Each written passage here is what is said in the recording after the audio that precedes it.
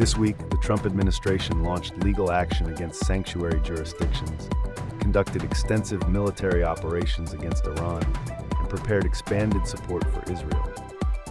Domestically, a CDC nominee faced Senate scrutiny, election officials confronted federal pressure, and declassified election data was released amid interference allegations. The Trump administration has filed 27 lawsuits against sanctuary cities and states since returning to office in January 2025, targeting more than 20 jurisdictions. In the past 3 months alone, federal attorneys have sued Connecticut, Maryland, New Jersey, New York, a Michigan county, and Philadelphia. Sanctuary policies typically restrict immigration enforcement in public spaces and limit local law enforcement cooperation with immigration and customs enforcement. The Justice Department has challenged ordinances in Philadelphia, sued New Jersey over a state law prohibiting immigration agents from concealing their identity, and filed suit against Maryland over restrictions on immigration status inquiries. Federal courts have issued mixed rulings so far, with some judges dismissing administration claims and others granting injunctions to block local sanctuary measures. The United States conducted extensive military operations against Iran on July 14th, with airstrikes lasting 7 hours and striking dozens of military targets near the Strait of Hormuz and Iranian coastal areas, according to U.S. Central Command.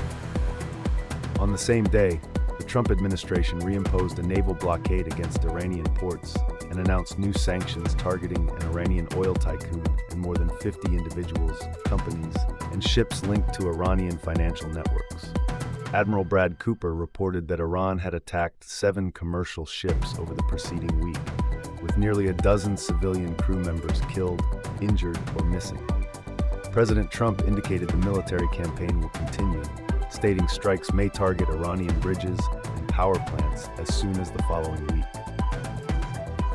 The Trump administration is preparing a significant military escalation in the Middle East, notifying Israel of plans to deploy several dozen additional refueling aircraft in the coming days. The move signals heightened U.S. military readiness against Iran as President Trump reviews multiple offensive scenarios, including strikes on Iranian power plants, nuclear facilities, and suspected military sites. U.S. military strikes have continued for a 5th consecutive day, with 7 bridges near Bandar Abbas targeted in Thursday's operations. Iran has responded with attacks on American military installations across the region. The refueling deployment has created tension within Israel's government over airport operations, though Prime Minister Netanyahu retains final authority. Trump could authorize expanded operations within days, positioning U.S. forces for rapid response to developments in the conflict. Dr. Erica Schwartz, a retired Navy admiral and former Deputy Surgeon General, faced a tense confirmation hearing before the Senate Health, Education, Labor, and Pensions Committee on Wednesday to become director of the Centers for Disease Control and Prevention. Committee Chairman Bill Cassidy pressed Schwartz about vaccine safety and disease reporting protocols, expressing disappointment with her responses. Schwartz affirmed that vaccines do not cause autism and that messenger RNA technology is safe.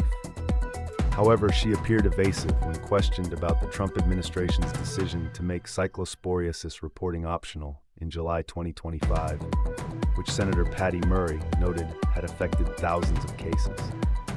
With Republicans holding a narrow 12-11 committee majority, Schwartz must secure unanimous Republican backing or at least one Democratic vote to advance to the full Senate. The Trump administration is escalating pressure on state election officials, with Homeland Security Secretary Mark Wayne Mullen threatening prosecution for those who refuse to comply with federal election directives. In letters sent Friday to Secretaries of State in Nevada, California, New Jersey, and Pennsylvania, Mullen warned of potential criminal charges and fines for officials declining to participate in a voter verification program. The administration is pursuing 2 enforcement tracks: mandatory voting machine security upgrades and a national voter roll review using the federal SAVE program to check immigration status. A federal court ruled in June that using SAVE for voter citizenship checks was unlawful, creating an immediate legal conflict. The move tests constitutional boundaries, as states traditionally retain election authority. Legal challenges from states and voting rights groups are expected. President Trump released declassified documents Thursday evening, alleging foreign interference in the 2020 presidential election. During a 25-minute address, Trump cited declassified intelligence suggesting foreign actors compromised voter registration data across multiple states. He claimed China accessed personal information on tens of millions of voters, describing it as the largest compromise of election data in history. Trump announced immediate declassification of 5 document sets related to foreign interference in the 2020 election and 2018 midterms, posted to whitehouse.gov that evening. The president also cited a Department of Homeland Security report identifying non-citizens registered to vote across 4 states. The disclosure has reignited debate over election security and voter roll integrity, with Democrats questioning the timing and authenticity of the claims, while Republicans cite the findings as support for stronger election safeguards. A federal judge has invalidated a settlement that would have shielded President Donald Trump and his family business from government prosecution and tax enforcement. U.S. District Judge Kathleen Williams of the Southern District of Florida ruled Monday that Trump acted in bad faith when he dropped a lawsuit against the IRS in May and established a settlement fund.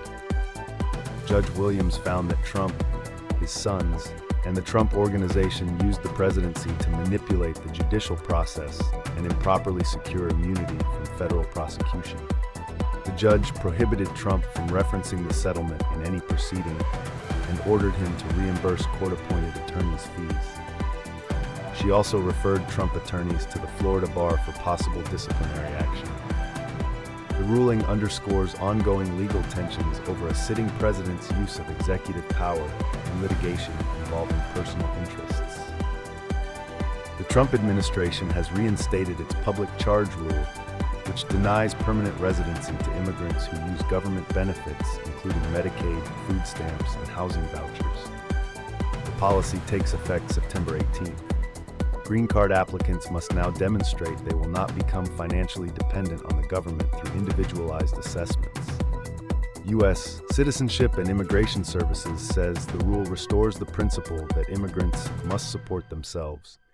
Critics call it a wealth test that penalizes lower-income applicants. According to Manat Health, up to 26 million people could be deterred from seeking assistance.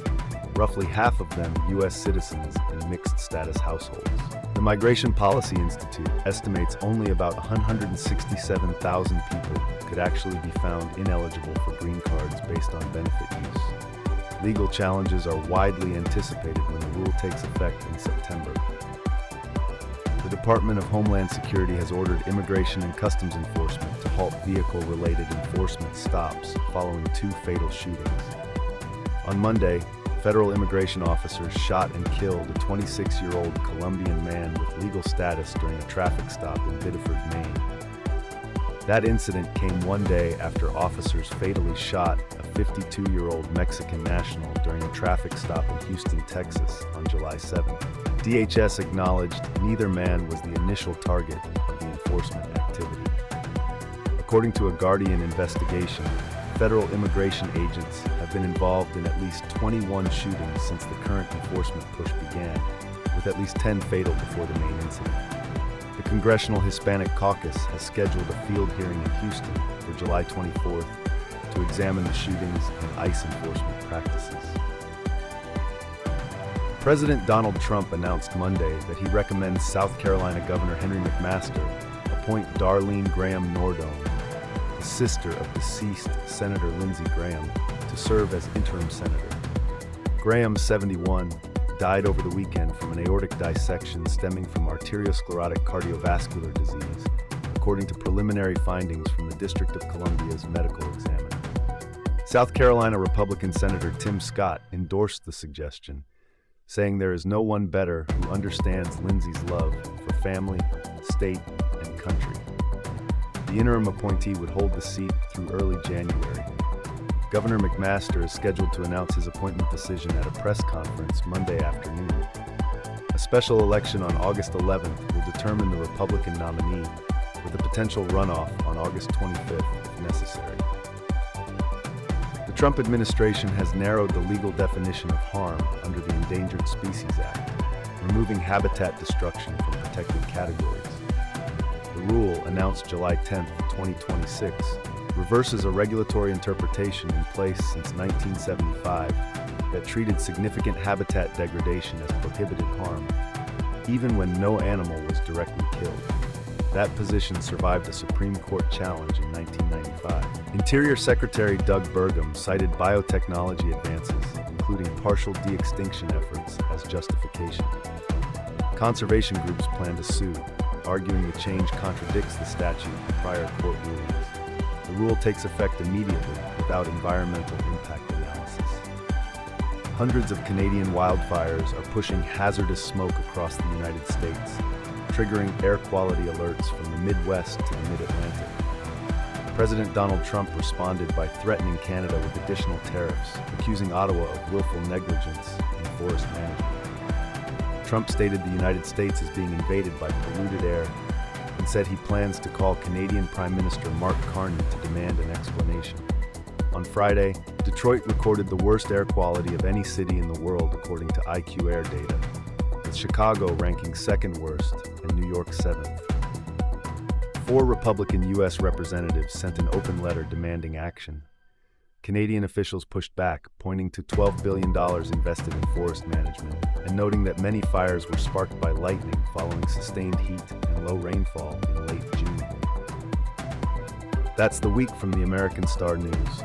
For complete coverage of every story in this briefing, visit theamericanstarnews.com and subscribe so you never miss the weekly review.